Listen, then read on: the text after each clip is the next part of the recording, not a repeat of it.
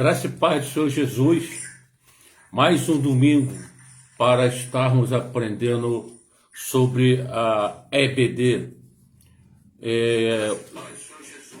Nós estamos aprendendo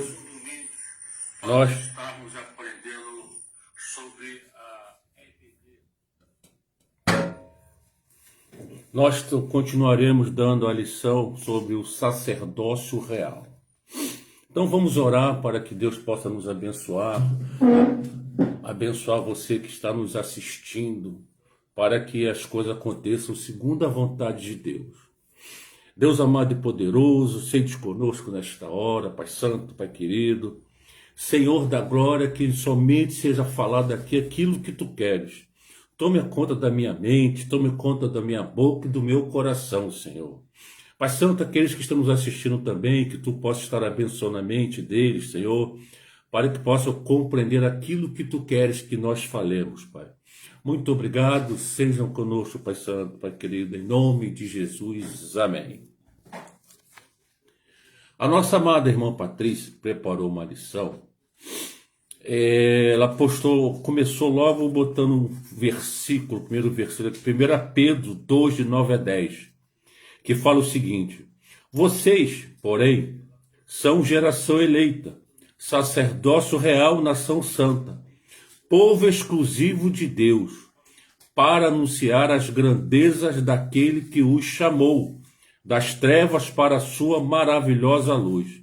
Antes, vocês nem sequer eram povo, mas agora são povo de Deus. Não haviam recebido misericórdia, mas agora receberam. Vocês vejam a bênção que Deus nos colocou. Aonde Ele nos colocou. Quando Ele fala que nos chamou das trevas para a maravilhosa luz. A maravilhosa luz é Ele. E mesmo nós sermos pecadores, Ele nos chamou para a maravilhosa luz. Nós não devemos desperdiçar este chamado do Senhor. Nós devemos nos manter sempre ligados para continuarmos merecedores de permanecer na maravilhosa luz.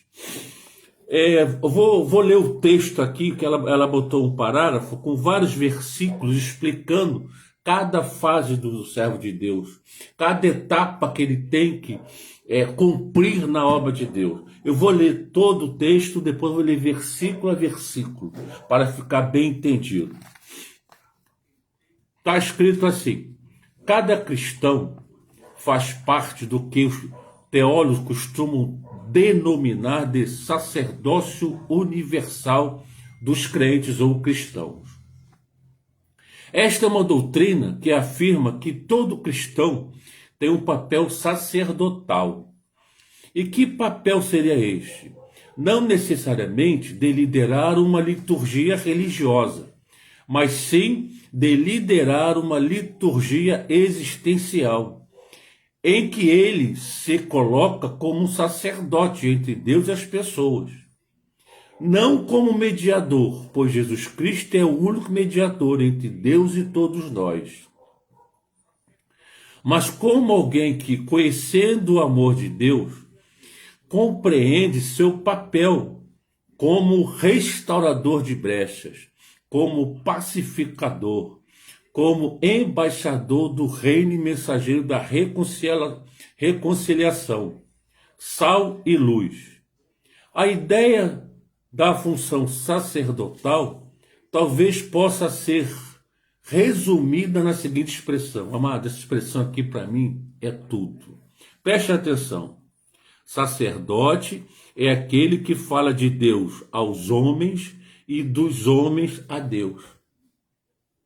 Isso nos faz pensar que independe do seu cargo na igreja, e depende da tua hierarquia na igreja, para você ser sacerdote.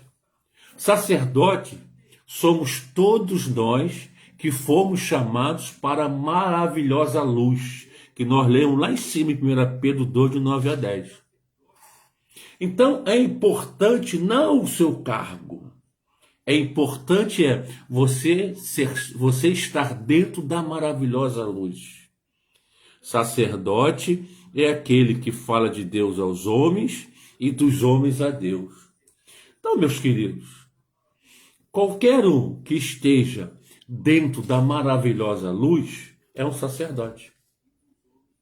É um sacerdote porque ele tem que falar de Deus aos homens e dos homens a Deus. O que quer dizer isso, dos homens a Deus? Nós temos que interceder pelos nossos irmãos, nós temos que orar pelos nossos irmãos, nós temos que aconselhar os nossos irmãos, segundo o que Deus mandar que você faça. É isso que é falar dos homens a Deus. Você é um intercessor em potencial. Agora vamos destrinchar versículo a versículo aquilo que nós lemos sobre restaurador, pacificador e embaixador. Lá no livro de Hebreus 9:15, fala assim: todo e qualquer mediador entre Deus e homens é excluído. Por quê? Porque Jesus é que fez a mediação entre Deus e homens através da sua morte em cruz. Então, o único mediador que nós temos que recorrer é Jesus. Todo aquele que não for é excluído. Está na palavra de Deus. Está lá em Hebreus 9:15. Por isso mesmo, ele é mediador da nova aliança, a fim de que, intervindo a morte para a remissão das transgressões que havia sob a primeira aliança, era a lei mosaica, recebem a promessa da eterna aliança, aqueles que têm sido chamados. Então, entendam bem vocês, quando nós somos chamados pelo Senhor, nós estamos fazendo parte desta aliança que Deus fez lá na cruz, conforme nós lemos aqui. Esta nova aliança é exatamente para nos livrar das transgressões do pecado, das transgressões sob a primeira aliança, que era a lei mosaica. Então, meus amados, fica claro aqui que o único mediador é Jesus. Somente através dele nós chegamos ao Senhor. Então nós temos que estar sempre à disposição para que possamos entender o que Deus quer para nossas vidas, através do mediador que é Jesus. E quando ele subiu aos céus, ele falou: eis que deixarei o Espírito Consolador, que é o Espírito Santo de Deus. É ele que nos alerta quando nós estamos caminhando por um caminho que não agrada a Deus. Eu costumo dizer que o Espírito Santo, ele aciona o alarme que está dentro do nosso espírito quando estamos no caminho errado. Opa, não é esse caminho que Deus quer para você. Você sente no seu espírito que o Espírito Santo de Deus está te orientando a tomar o caminho certo. Está te orientando a tomar as atitudes certas. Isto é o Espírito Santo atuando em nossas vidas. Ela falou também, o texto também fala sobre o restaurador de brechas. Lá no livro de Isaías 58, 11 e 12, fala assim: o Senhor te guiará continuamente, fartará tua alma até em lugares áridos, e fortificará os teus ossos. Serás como um jardim regado, como um manancial, cujas águas jamais faltam. Os teus filhos edificarão as antigas ruínas. Levantarás os fundamentos de muitas gerações. Desculpa.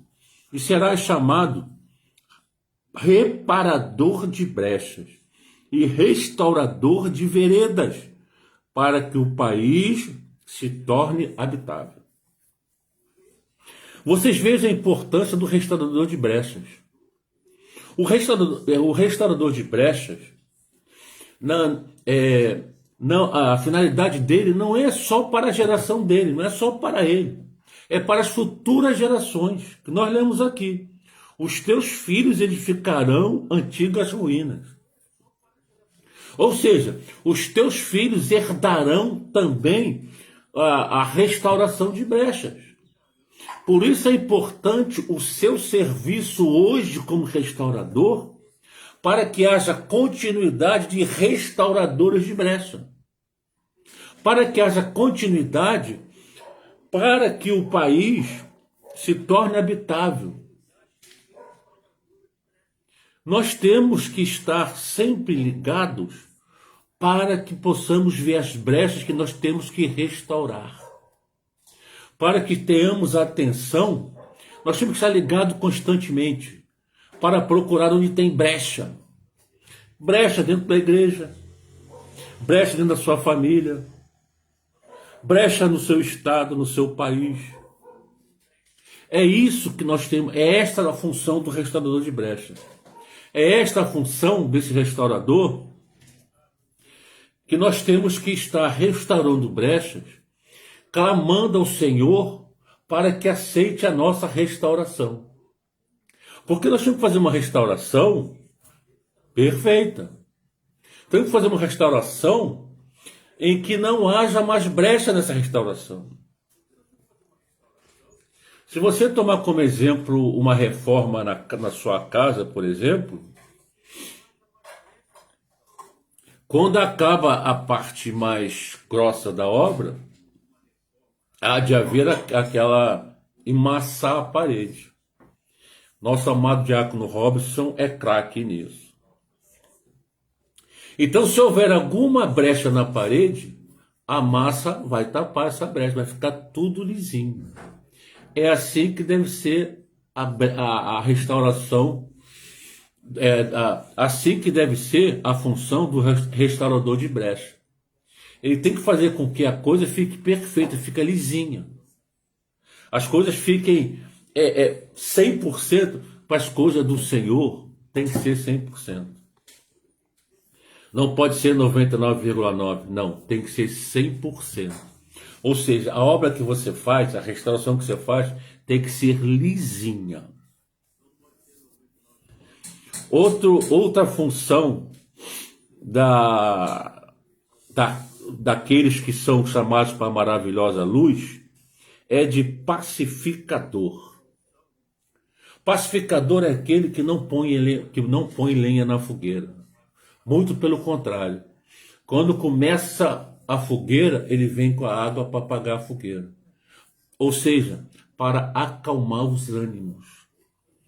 Lá no livro de Mateus 5,9, diz assim a palavra de Deus: Bem-aventurados os pacificadores, porque serão chamados filhos de Deus. Querido, que coisa mais maravilhosa do que ser chamado filhos de Deus? Nós possamos chamar de meu Pai nos céus. Aleluia! Mas para que isso aconteça, nós temos que ser pacificadores. Nós temos que sempre ver o lado bom da coisa. Porque nós, seres humanos, nós somos falhos, temos erros. Eu costumo falar para a Sandra, minha esposa querida, poxa, você realmente é uma bênção. Você sempre vê o lado bom da coisa. Aquele irmão que está agindo de maneira assim, tanto quanto complicada, ela vai, ora e vê o lado bom daquele irmão. É esta que deve ser a função do pacificador. Ela não deve, esse irmão realmente está fora, esse irmão tem que buscar poder. Vai orar por ele, vai interceder por ele. Além de pacificador, você também é um restaurador de brecha. Você não pode abrir mais a brecha que já existe na vida do irmão. Porque não é isso que Deus quer de você, acabamos de ler agora. Uma das funções daquele que é chamado para a maravilhosa luz. Então você tem que ser... E quando aqui no versículo fala bem-aventurados, sabe o que quer dizer bem-aventurados? Significa ser feliz. Bem-aventurança descreve a condição interior de um seguidor de Cristo e lhe prometem bênçãos no futuro. Porque o bem-aventurado é aquele que tem a sua condição interior feliz. O seu espírito, a sua alma é feliz dentro da obra do Senhor. Isso que é bem-aventurado. Então, quando você tem o seu interior feliz, quando você tem o seu... Mas não a felicidade humana, diga-se de passagem, e sim a felicidade vinda dos altos céus. A felicidade que o Espírito Santo implanta dentro do seu espírito. Este é o bem-aventurado. É aquele que tem a felicidade interior, mas a felicidade vinda dos altos céus. E essa é a qualidade dos pacificadores. Aqueles que vêm e amenizam a confusão. Não aquele que, não, é isso mesmo, tem que me mandar bala, tem que me meter bronca. Nada disso. A função do pacificador é exatamente aparar as arestas. Arestas familiares. Dentro da sua família. Toda família tem alguém que tem que ter as arestas aparadas. O pacificador não pode virar as costas para aquele que precisa ter arestas aparadas. Você tem que buscar em Deus sabedoria para conversar com aquele que tem arestas aparadas. Porque, amados, aquele que está meio fora do aprisco do Senhor, ele acha que ele sempre tem razão. Então, tudo que você falar com ele, ele vai contrapor, ele vai contradizer, ele vai rebater.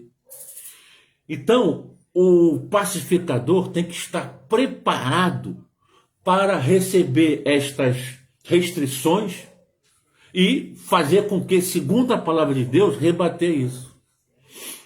Eu tenho procurado fazer isso. Volta e meia eu mando as mensagens para alguns irmãos, volta e meia eu ligo para outros que eu vejo que estão afastados. E Deus tem assim me abençoado que sempre aquilo que eu falo tem sido bem aceito. Uma coisa muito comum é um certo conflito entre adolescente e pais e mães. Normalmente, pais e mães têm razão. Mas eu procuro falar com adolescente quem tem que compreender que pais e mães querem o melhor para ele. Às vezes erram também. Mas eu não falo para ele, não, teu pai e tua mãe errou. Eu falo para ele ter paciência, para ele orar naquilo que ele acha que ele tem razão. Esta é a função do pacificador. Essa é a função daquele que vai restaurar brechas. Porque está intimamente ligado o restaurador de brecha e o pacificador.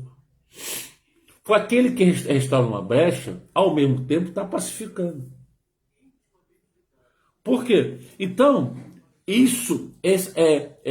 essas qualidades, essas funções, traduz um sacerdócio real.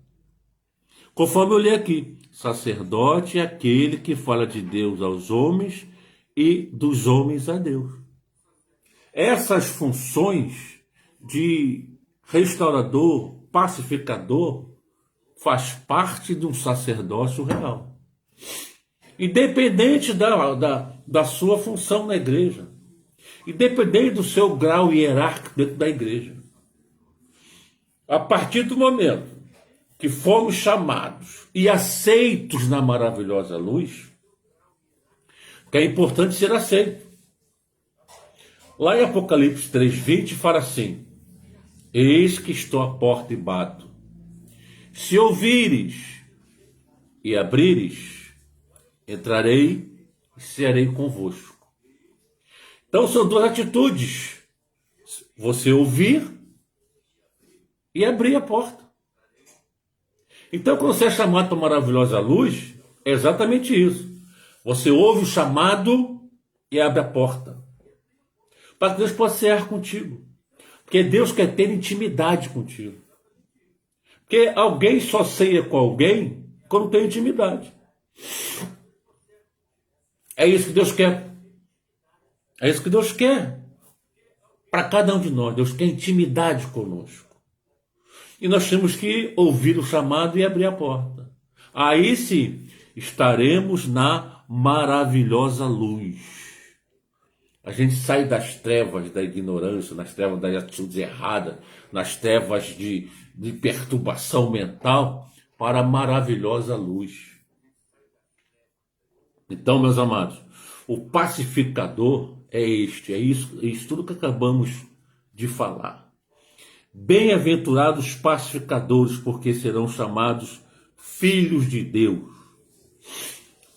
Bem-aventurado significa ser feliz. Descreve a condição interior, aqui dentro, seu espírito, da sua alma. De um seguidor de Cristo, tem que ser feliz interiormente. Mas vou deixar claro, a felicidade vindo dos altos céus, não a felicidade humana, que é passageira, que acaba. Então, temos que buscar a felicidade do céu. Outra função do sacerdócio real, ele tem que ser o mensageiro da reconciliação. Olha quantas funções importantes o sacerdócio tem. E repito mais uma vez, e depende da sua condição hierárquica na igreja. Apenas para essas funções que eu acabei de ler, você tem que estar, vou repetir de novo, dentro da maravilhosa luz. Nós temos que ser mensageiro da reconciliação. Lá em 2 Coríntios 5:20, fala assim: de sorte que somos embaixadores em nome de Cristo, como se Deus exortasse por nosso intermédio. Em nome de Cristo, pois rogamos que vos reconcilieis com Deus. Amados, prestar atenção aqui. Somos embaixadores em nome de Cristo. Embaixador é aquele, no mundo real aqui, embaixador é aquele que representa o seu país em vários outros países. Tanto é que as embaixadas de cada país em outro país é governada pelo país de origem, não pelo país onde se encontra a embaixada. Então, uma extensão do país a embaixada. Nós, como embaixadores em nome de Cristo, somos uma extensão de Cristo. Nós falamos em nome de Jesus. Você vê como esta função é importante também. Somos embaixadores em nome de Cristo. É como se Deus exortasse por nosso intermédio. Ou seja, Deus nos usa para exortar aqueles que estão precisando de uma exortação. Só que nós temos que estar numa condição que Deus possa nos usar como exortador. Nós temos que estar numa condição de não sermos exortados, e sim de exortar por Jesus. Por Jesus nos usar para exortar. Por isso nós temos que estar assim, firme com Jesus. Temos que estar em profunda comunhão com Jesus, para que possamos ser usados como exortadores. Porque no versículo fala: somos embaixadores em nome de Cristo. Nós estaremos representando Cristo. É como se fôssemos a voz de Cristo. Por isso que nós temos que estar firmes com o Senhor. Porque, meus amados, se nós não estivermos firmes com o Senhor, como é que Ele vai nos usar como exortador? Como é que Ele vai nos usar para que aquele irmão se conserte? Nós temos que estar à disposição do Senhor para que Ele possa nos usar da maneira que Ele quer. E para isso, temos que estar em profunda comunhão com o Senhor. Sabe por quê? Porque senão a gente não vai conseguir captar aquilo que Deus está falando. Vai no fulano e fala isso em meu nome. É por isso que nós temos que estar ligados com o Senhor constantemente. É por isso que eu costumo falar que é como se fosse uma ligação telefônica, né? A ligação entre nós e o Senhor, entre o nosso espírito e o Espírito Santo de Deus, tem que estar uma ligação límpida, para que possamos ouvir tudo aquilo que Deus tem para que façamos. A ligação, quando não está perfeita, está com ruído, o ruído é do nosso lado, não do lado do Senhor. Que de lá para nós a ligação sempre vem limpa, sempre vem nítida. O nosso lado, a recepção do nosso telefone, que às vezes fica complicada. Por que foi complicada? Porque o nosso coração não está totalmente voltado para o Senhor. Que alguma coisa no nosso interior, no nosso coração, ou uma tristeza, ou até uma raiva, isso tudo interrompe a ligação de Espírito de Santo de Deus para com o nosso espírito. Por isso nós temos que orar sempre, para que possamos estar com o coração puro para o Senhor. Nós não devemos dar atenção para as circunstâncias. Porque algumas vezes as circunstâncias não são boas. Como, por exemplo, agora, o nosso país. As circunstâncias não são boas. Mas nós temos que estar atentos àquilo que Deus está nos orientando para fazer. Vocês estão vendo que cada vez mais está começando a massificar essa ideologia de gênero. Eles tentam incutir na cabeça que agora o sexo quem escolhe é a criança depois que nasce. E biologicamente falando, isso é impossível. Mas eles continuam tentando. Eles continuam tentando, continuam massificando. E nós temos que ter cuidado quando falamos sobre isso, qualquer coisa é um processo. Então, as circunstâncias que nós vivemos não são boas. Por isso nós temos que buscar cada vez mais a comunhão com o Senhor, para que possamos ser os embaixadores do Senhor, para que possamos tapar brechas, para que possamos ser pacificadores e para que possamos ser usados pelo Senhor para exortarmos. Mas não podemos dar atenção para as circunstâncias. Às vezes é difícil não dar atenção, mas temos que tentar. Tudo posso naquele que me fortalece, diz a palavra de Deus. Então, meus amados, a gente acaba vendo que todos esses itens que nós lemos estão interligados. Se um falhar, a obra que Deus tem para nós na maravilhosa luz não acontece. Porque não adianta uma obra pela metade. Deus não aceita a metade. Deus aceita tudo. E nós temos que dar tudo de nós para podermos ser merecedores de sermos usados como exortadores. Amém? Glória a Deus.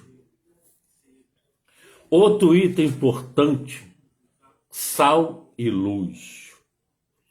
Lá no livro de Mateus 5, versos 13 e 14, fala assim: vós sois o sal da terra.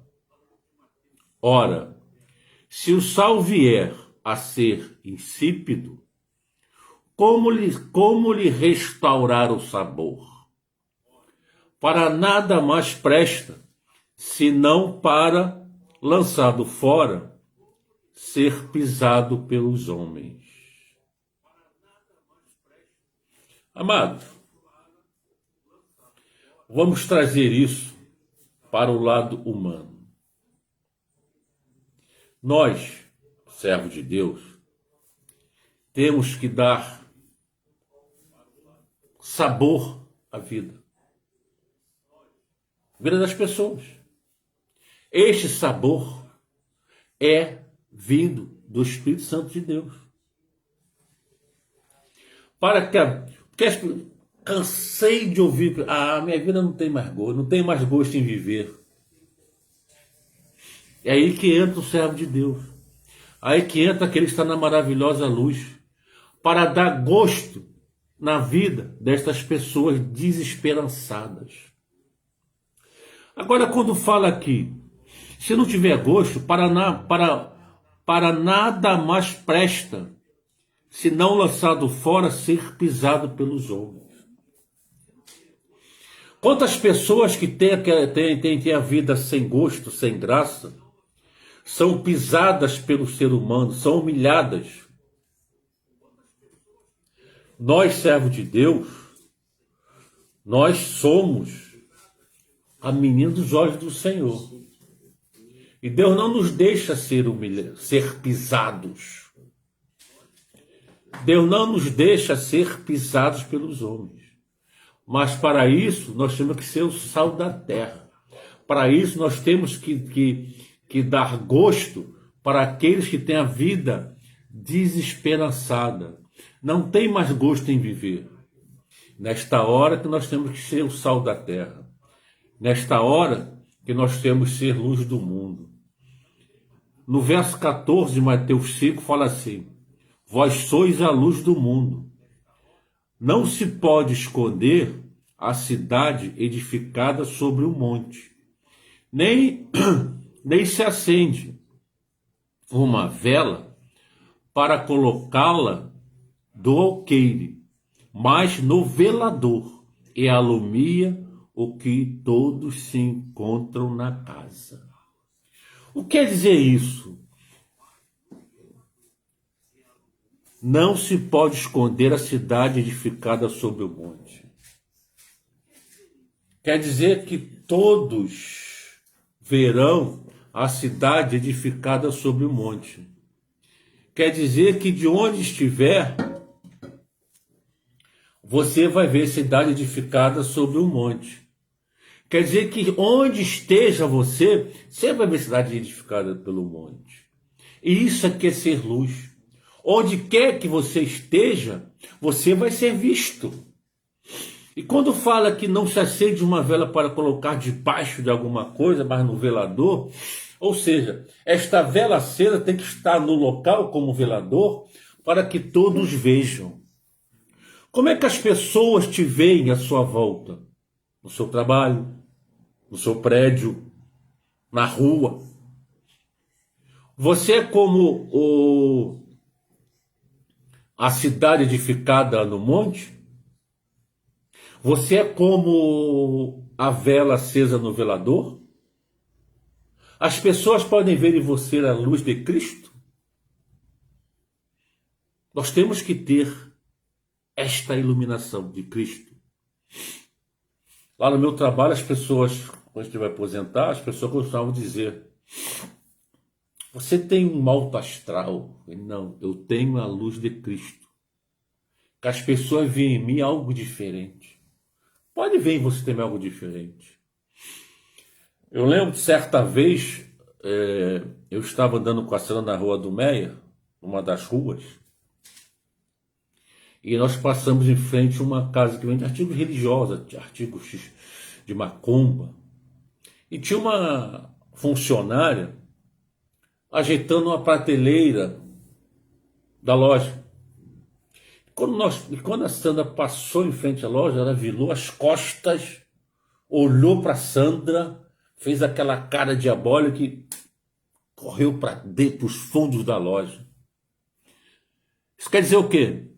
Ela não aguentou a luz de Cristo que estava na Sandra. Onde quer que você passe, você tem que ser luz do mundo. A luz na escuridão daquele local. Algumas vezes Deus te põe em um trabalho que a teus olhos é ruim, não é aquilo que você queria. Mas Deus te põe ali para você ser luz do mundo. Deus te põe ali para você ser um restaurador de brecha. Deus te põe ali para você ser um pacificador. Porque nós, com Cristo, somos maioria em qualquer lugar que nós estejamos. Nós, com Cristo, nós somos pacificadores.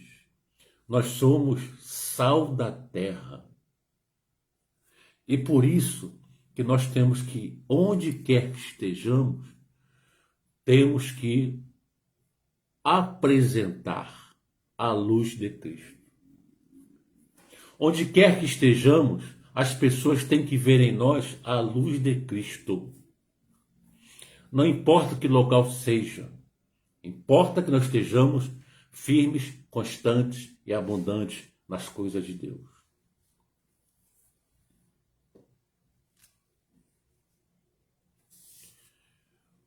O texto ainda fala mais algumas coisas que nós vamos ler agora.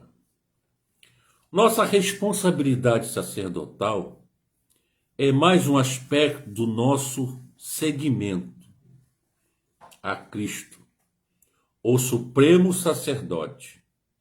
Para vivermos este nosso chamado, precisamos estar cheios de graça e verdade. A mesma graça e verdade que encheu a vida de Cristo quando ele se tornou carne e habitou entre nós. Um sacerdote precisa ser gracioso e verdadeiro. Os dois termos na vida sacerdotal apontam para a obra do Espírito Santo, de nos conduzir à completa aceitação de Deus. Pega meu celular lá. Ao completo amor de Deus e ao completo pertencimento a Deus. Esse completo pertencimento a Deus é a graça de Deus na nossa vida.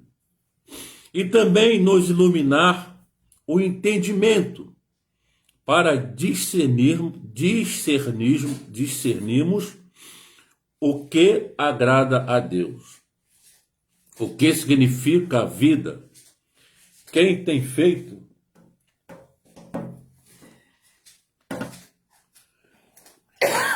desculpa.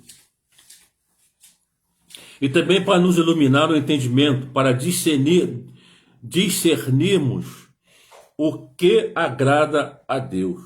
O que significa a vida, quem de fato somos, e a antipatizar-nos cada vez mais com os enganos da falsidade, com as ilusões e pretensões da superficialidade.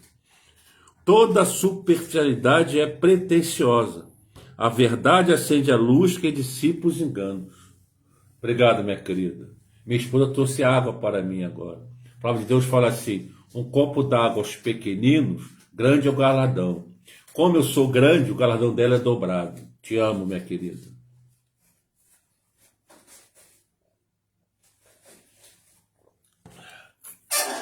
Amados, se prestar atenção aqui, neste pedaço, vou ler de novo. E também nos iluminar o entendimento para discernirmos o que agrada a Deus, o que significa a vida, quem de fato somos. Isso é que é importante. Nós temos que nos antipatizar cada vez mais com os enganos da falsidade, com as ilusões e pretensões da superficialidade. Aleluia. Toda superficialidade é pretensiosa. A verdade acende a luz e dissipa enganos. Esse pedaço aqui, irmão, é muito importante que nós prestemos atenção. Com o fato que nós temos que ser contra tudo aquilo que não é a favor da obra de Deus. Simples assim. Porque aí a gente não cai em ilusões, a gente não cai em pretensões superficiais. Porque a pretensão superficial é enganosa, é passageira. A verdade da palavra, A verdade de Cristo acende a luz e dissipa enganos. Porque normalmente os enganos estão escondidos, estão ocultos ao nosso entendimento. Mas a luz de Cristo dissipa esses enganos. A luz de Cristo ilumina aonde devemos ir, aonde devemos caminhar, aonde devemos parar. Por onde você está seguindo? Qual o caminho que você está seguindo? Você está seguindo a luz de Cristo? Você está seguindo a orientação do Senhor? Você está seguindo o GPS que Cristo está te mostrando? Esse é o verdadeiro GPS. Não nos leva por engano. Não nos leva para locais perigosos. É o GPS de Cristo. É esse que devemos caminhar. É esse que devemos ter em nossas vidas permanentemente. Porque ele nos livra dos problemas.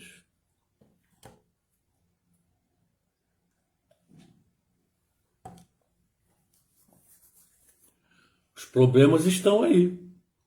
A palavra de Deus fala assim: no mundo tereis aflições, mas tende bom ânimo, eu venci o mundo. E nós, em Jesus, vencemos obstáculos. Não paramos a caminhada. O Senhor não tira os obstáculos, não tira as pedras do caminho. O Senhor nos dá a mão para que possamos ultrapassar as pedras, para que possamos ultrapassar as dificuldades. Este é o Senhor. É neste que nós temos que nos guiar. Ele é o nosso GPS. No livro de João, capítulo 1, verso 14, fala assim: Jesus Cristo era único, pois era Deus desde a eternidade. E apesar disso, associou-se à humanidade pecaminosa pela encarnação. Ou seja, enviou o seu único filho unigênito para que fosse sacrificado e nos remisse dos pecados. O Deus homem possuía todos os atributos da divindade. Era Deus, era homem, mas era Deus. E os atributos comuns à humanidade, exceto o pecado. Como ele é Deus homem, ele se fez humano para nos salvar, ele tinha os atributos comuns à humanidade. Tinha tristeza, ele chorava, só não tinha o pecado. Mas todos os sentimentos humanos ele também tinha. E também, mais importante, ele tinha todos os atributos da divindade, pois ele era Deus homem. E existirá para sempre como Deus, homem em seu corpo ressurreto. Somente o Deus homem seria um salvador adequado. Preste atenção nisso.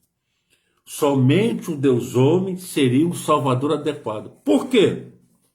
Porque ele precisava ser humano para poder sofrer e morrer. Morreu na cruz. Ele precisava ser Deus para que tal morte fosse eficaz como pagamento pelos nossos pecados. Porque se ele não fosse Deus, ele não conseguiria pagar pelos nossos pecados. Ele seria tão somente igual a nós. Como é que ia pagar o nosso pecado? Mas ele, como Deus,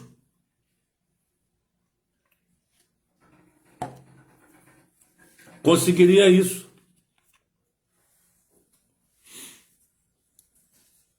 O verso 1,14 fala assim: e o verbo se fez carne e habitou entre nós, cheio de graça e de verdade. E vimos a sua glória como o unigênito do Pai. Acabamos de ler, de falar sobre essas qualidades que está aqui no verso 1,14. Voltamos para o texto. Em lugar de nos satisfazermos com o fato de que frequentamos cultos, de nos sentir engajados no reino, porque cantamos na igreja e temos uma agenda de atividades eclesiásticas, veja bem, estas coisas têm o seu valor, mas precisamos ir além, vivermos como sacerdócio real. Devemos ter a sabedoria e o cuidado de não nos definirmos apenas pelo aprendizado que recebemos para sermos evangélicos, batistas ou membros de uma igreja. Ser seguidor de Jesus supera tudo isto. É preciso mais ir além. O Evangelho de Cristo nos convida a ir além. Sua vida deve ser uma dádiva para o mundo, para seus amigos. Há pessoas que precisam da sua amizade e testemunho. Há uma grande falta de palavras sábias, testemunhos verdadeiros, orações guiadas pelo Espírito e toques de graça de Deus. Leve tudo isso dia a dia para as ruas, escolas, empresas, restaurantes, trânsito, bares, cinemas da cidade. E fale de Deus às pessoas. Fale das pessoas a Deus. Pratique o sacerdócio que recebeu de Cristo hoje, agora. Amados, quando fala aqui que não basta, aqui, nós não temos que nos satisfazer só porque frequentamos cultos. Porque nós cantamos na igreja, temos uma agenda de atividades. Isso é importante? É, mas não é o mais importante. Temos que ir além disso. Porque quando você transforma a sua ida à igreja num mero evento social, é como se estivesse indo a um clube recreativo. Você vai, senta, ouve a palavra, acompanha o louvor, sai dali, vai para casa. Só pratica alguma coisa no próximo culto. O que você fez na sua casa? O que você fez no seu trabalho? Falou de Cristo? Deu testemunho? Orou por alguém no seu trabalho, um necessitado? Ou melhor, as pessoas no seu trabalho sabem que você é um servo de Deus? As pessoas no seu trabalho sabem que você é de Cristo? Lá no seu trabalho, você ilumina, você emana a luz de Cristo? Eu conheci uma pessoa que trabalhava numa empresa. Depois de um ano, ela falou alguma coisa de crente. O chefe dela falou: você é crente? Não sabia. Depois de um ano. Você acha que essa pessoa emanava a luz de Cristo no ambiente de trabalho dela? Você acha que as pessoas viram nela um brilho diferente? Por que ele só soube depois de ano porque ela falou alguma coisa? Porque ela encarava a igreja como um mero encontro social. Não praticava aquilo que ela ouvia dos pregadores, dos professores na EBD. Como nós estamos fazendo aqui agora, falando de como deve agir o servo de Deus. Certamente, os professores da EBD dela ensinaram, falaram, como nós estamos fazendo aqui agora. Ela não absorveu nada. Ela ia como um mero encontro social. Nós não temos que agir assim. Nós temos que ir além, conforme acabamos de ler nesse parágrafo. Nós temos que ir além, fazer mais e mais.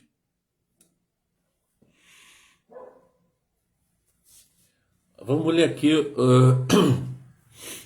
como era o sacerdote no Velho Testamento e como o sacerdote no Novo Testamento. E caramba, está quase acabando, mas eu vou acabar. O sacerdote no Velho Testamento era um único homem que Deus permitia entrar no santuário com ele. O sacerdote orava e somente ele sacrificava em favor de toda a nação, para que fossem encobertos os pecados. Tinha que ser alguém da linhagem da tribo de Levi. Arão era levita. Vocês vejam aqui como era meio limitado a função sacerdotal. Era o único homem que Deus permitia entrar no santuário com ele. O sacerdote orava e somente ele sacrificava em favor de toda a nação, para que fossem encobertos os pecados. Amados, esse encoberto os pecados, quer dizer, cobria, mas poderia descobrir.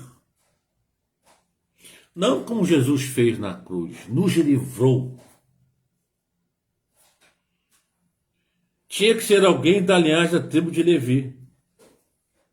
Então, o sacerdote só daquela descendência. Outra qualquer não podia.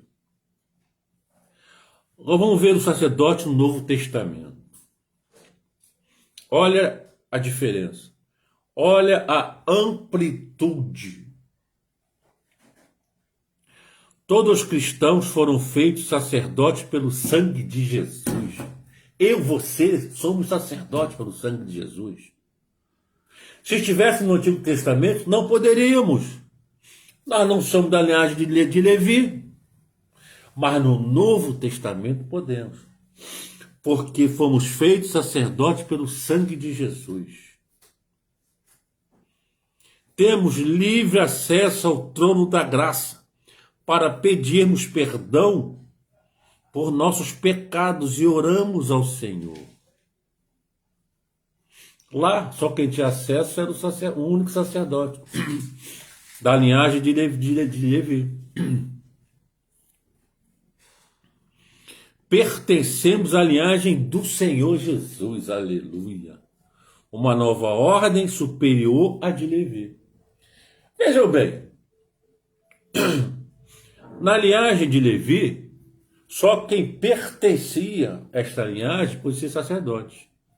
Na linhagem do Senhor, todos nós que estamos na maravilhosa luz somos sacerdotes. Vê que maravilha, meus amados. Vê a amplitude que tomou. Aqui em Hebreus 7, de 11 a 19, eu vou ler para os irmãos, depois vou comentar alguns versículos. Meu auxiliar me lembrou da hora, são 10h54, ainda tenho 6 minutinhos. Meu auxiliar é muito eficiente, meus queridos, ela é 10.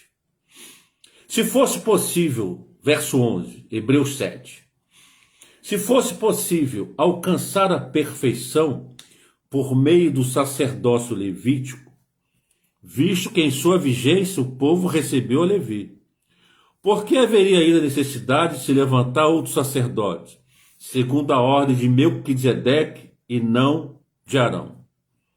Certo, verso 12, certo é que, quando há mudança de sacerdócio, é necessário que haja mudança de lei. Ora, aquele de quem se dizem estas coisas pertencia a outra tribo, da qual ninguém jamais havia servido diante do altar. Pois, verso 14, é bem conhecido que o nosso Senhor descende de Judá, tribo da qual Moisés nada fala contra o sacerdócio. O que acabamos de dizer fica ainda mais claro quando aparece outro sacerdote semelhante a Melquisedeque. 16. Alguém que se tornou sacerdote, não por regras relativas à linhagem, mas por segundo o poder de uma vida indestrutível. Porquanto sobre ele é afirmado, tu és sacerdote para sempre, segundo a ordem de Melquisedeque. A ordenança anterior é revogada, porque era fraca e inútil, pois a lei não havia aperfeiçoado coisa alguma, sendo introduzida uma esperança superior, pela qual nos aproximamos de Deus. Vou fazer alguns comentários rápidos, nós estamos acabando, sobre o verso 11. O verso 11 fala assim, ó, se fosse possível alcançar a perfeição por meio do sacerdócio levítico, por que haveria ainda necessidade de se levantar outro sacerdote, segundo a ordem de Melquisedeque, não de Arão? E o verso 12 fala, certo é que quando há mudança de sacerdócio é necessário que haja mudança de lei. Vamos aos comentários.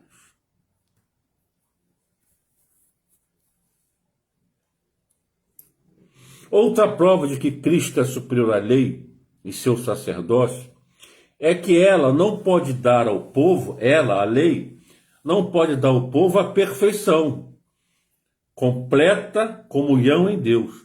Os sacrifícios do sistema atual levítico jamais cumpriram essa missão. O crente que morreu com Cristo é libertado da lei e, portanto, da escravidão do pecado, ficando livre para experimentar a vida abundante de Cristo. Ou seja, quando Jesus morreu pelos nossos pecados, nós estamos para sempre livres. Livres da lei. Estamos no tempo da graça do Senhor. Nós temos livre acesso ao Senhor, através do Espírito Santo de Deus. Jesus não disse, eis que enviarei o Consolador. Enviou. Nós temos acesso direto ao Consolador.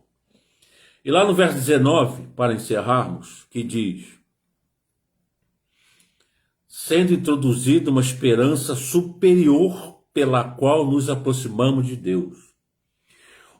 Uma esperança melhor de efetivação de plena e definitiva remoção do pecado nos foi introduzida, aleluia. Bem como um novo caminho de acesso a Deus. Amém? Vou ler de novo. Como diria o meu querido pastor Tadeu e sobrinho, vou repetir porque é didático. Uma esperança melhor de efetivação de plena, total e definitiva, para sempre, remoção do pecado nos foi introduzido, bem como um novo caminho de acesso a Deus. Aleluia, glória a Deus. Espero que todos tenham entendido esta lição abençoada, preparada pela nossa querida professora Patrícia, minha sobrinha querida. E 11 horas, pontualmente, acabamos a lição, meus amados. Bom, logo mais, às 16h30, temos o nosso culto presencial e online. Terça-feira, às 7h30, nós temos chamados para vencer, também presencial e online. Na quinta-feira, nós temos a imersão com o nosso querido pastor Tadeu e a nossa não menos querida pastora Liliane. E domingo continuaremos. Mais alguma coisa, minha querida? E sexta-feira tem a reunião de intercessão através do Zoom. Deixa eu falar uma coisa principalmente para os irmãos. Não é só as irmãs que podem participar, não. Eu, volta e meia, participo também através do Zoom. Basta só que tenhamos o acesso à senha. É só vocês mandarem uma mensagem para nós que nós encaminharemos a senha e o código de entrada. Quarta-feira tem... Quarta-feira é a nossa oficina. Quarta-feira tem as oficinas. A lotação está completa para as irmãs. Que horas vai ser agora a oficina? Às 14 horas. A oficina agora começa às 14 horas, tá, minhas amadas? Porque a professora pediu, porque ela acha que o aproveitamento é melhor às 14 horas. Então, meus queridos, espero que Deus tenha abençoado a sua vida através dessa lição. Vamos orar nesta hora. Deve estar na sua tela a conta da nossa igreja. Você que quer dizimar, ofertar, através do Pix, que é muito simples. O nosso Pix é o CNPJ da igreja. Então você sinta à vontade, porque tudo que você oferta e dizima é para reverter para a obra do Senhor, é para reverter para o aluguel, para melhoria física para vocês, para a ar, enfim, tudo aquilo que você já conhece. Amém? Deus amado poderoso, muito obrigado por essa oportunidade de estarmos aqui falando da sua palavra. Espero que todos que tenham ouvido e visto possam também ter assimilado, Senhor. Nesta hora, Pai Santo, prepare nosso dia para que possamos ir para a Tua casa logo mais, para que possamos receber de Ti logo mais, Senhor. Que nós estejamos todos, Senhor, na maravilhosa luz, Senhor, conforme lemos no início desta lição, Pai. Muito obrigado, seja conosco, nos abençoe, nos livre e nos guarde, Pai. Em nome de Jesus, amém.